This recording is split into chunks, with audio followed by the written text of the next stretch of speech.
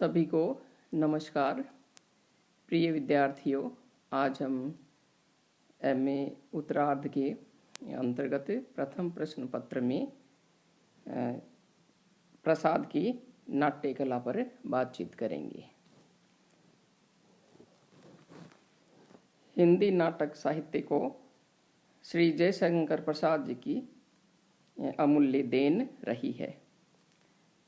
हिंदी नाटक साहित्य में प्रसाद का प्रमुख स्थान रहा है। प्रसाद जी बहुमुखी प्रतिभा के धनी रहे हैं। ये बहुमुखी प्रतिभा संपन्न और एक उत्कृष्ट साहित्यकार थे।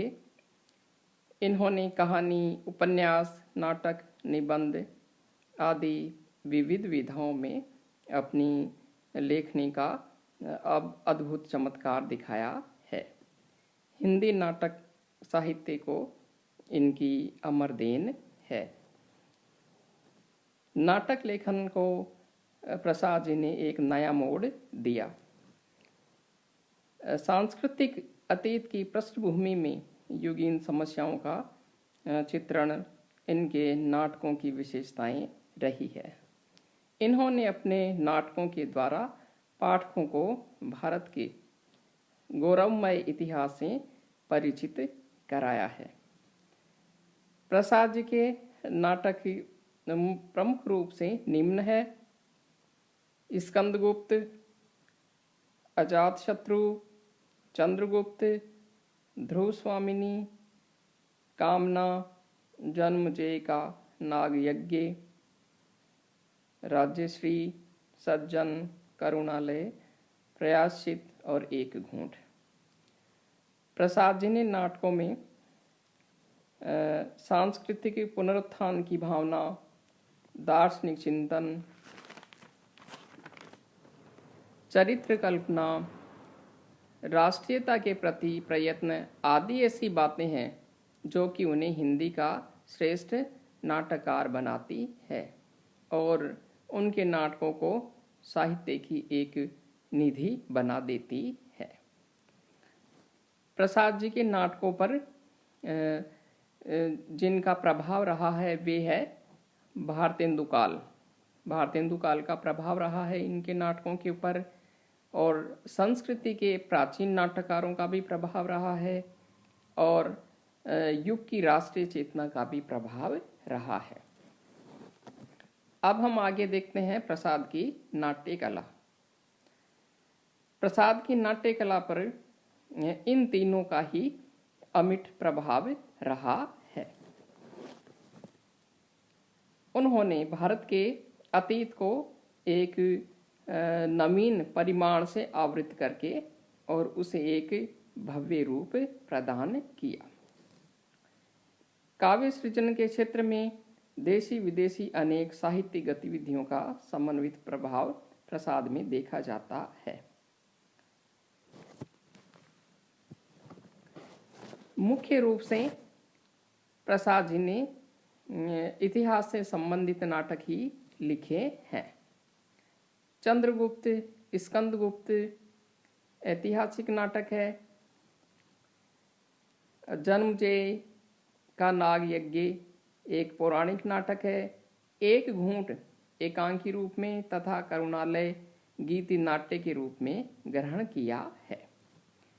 ऐतिहासिक नाटकों के विषय में उन्होंने स्वयं कहा है, इतिहास का अनुशीलन किसी भी जाति को अपना मार्ग संगठित करने के लिए अत्यंत लाभदायक ज्ञात होता है, क्योंकि हमारी गिरी दशा को उठाने के लिए हमारी जलवायु के अनुकूल जो हमारे अतीत की सभ्यता है उससे बढ़कर उपयुक्त और कोई भी आदर्श हमारे अनुकूल होगा कि नहीं, इसमें मुझे पूर्ण संदेह है। मेरी इच्छा भारतीय इतिहास के अप्रकाशित अंशों में से उन प्रकांड घटनाओं का दिग्दर्शन कराने की है जिन्होंने हमारी वर्तमान स्थिति को बनाने का बहुत प्रयत्न किया है। भारतीय प्राचीन संस्कृति को वे अपने देश की जलवायु के पूर्ण अनुकूल मानते थे। अब आगे हम देखेंगे इनके नाटकों की विशेषताएं। नाटकों की सीमाएं उन्होंने इतिहास से ली है, लेकिन वे इसमें बंद कर नहीं रहे हैं। भट्टार्क और अनंत देवी का संबंध स्थापन, तक्षशिला के गुरुकुल में चंद्रगुप्त और चाणक्य का सानिध्य, कल्याणी के द्वारा पर्वतेश्वर का वध और स्वयं की आत्महत्या, कार्नेलिया का नामकरण आदि ऐसी घटनाएं हैं जिसका कोई ऐतिहासिक प्रमाण नहीं मिलता है। साथ ही देवसेना, विजया, जयमाला, मंदाकिनी, सिंहरण आदि पात्र ऐसे ही हैं। दूसरी है इनके नाटकों में सांस्कृतिक पुनरुत्थान। प्रसाद जी सांस्कृतिक पुनरुत्थान के भी समर्थक रहे हैं। प्रसाद जी ने भारतीय संस्कृति का विभिन्न संस्कृतियों के साथ संघर्ष एवं विषमता बताते हुए भी भारतीय संस्कृति की धारा अबाध गति से प्रवाहित होती हुई दिखाई है। अगली है शैली।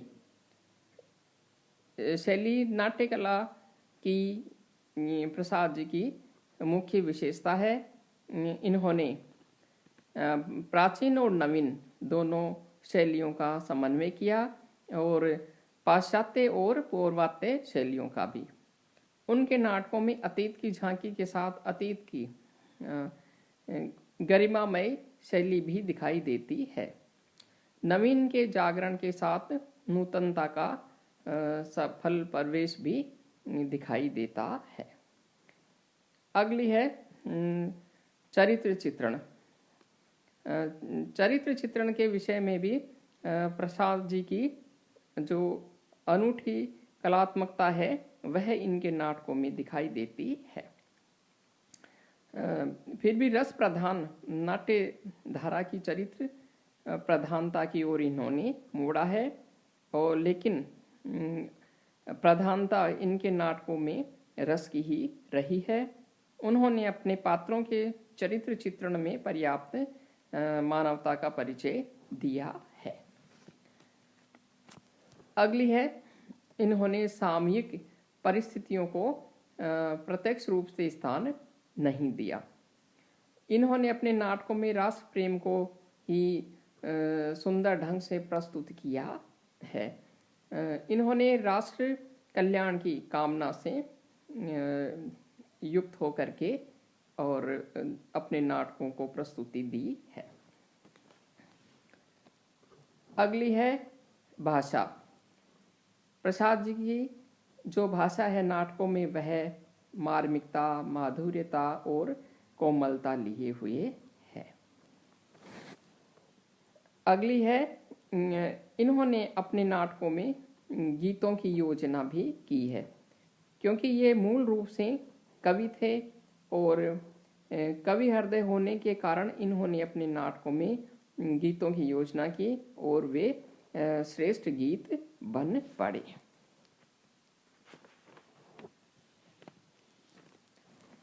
अगली है इनके नाटकों में संघर्ष भी दिखाई देता है। इन्होंने संघर्ष को महत्व दिया है।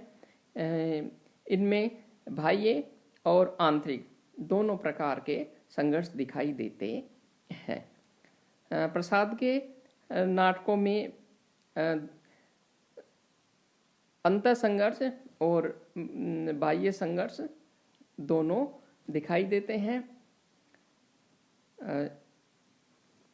बाह्य संघर्ष की दृष्टि से भी प्रसाद के नाटकों में सामूहिक और वैयक्तिक संघर्षों के दोनों रूप ही देखे जा सकते हैं। स्कंदगुप्त, चंद्रगुप्त, धुरस्वामिनी में इस चतुर्मुखी संघर्ष को हम देख सकते हैं।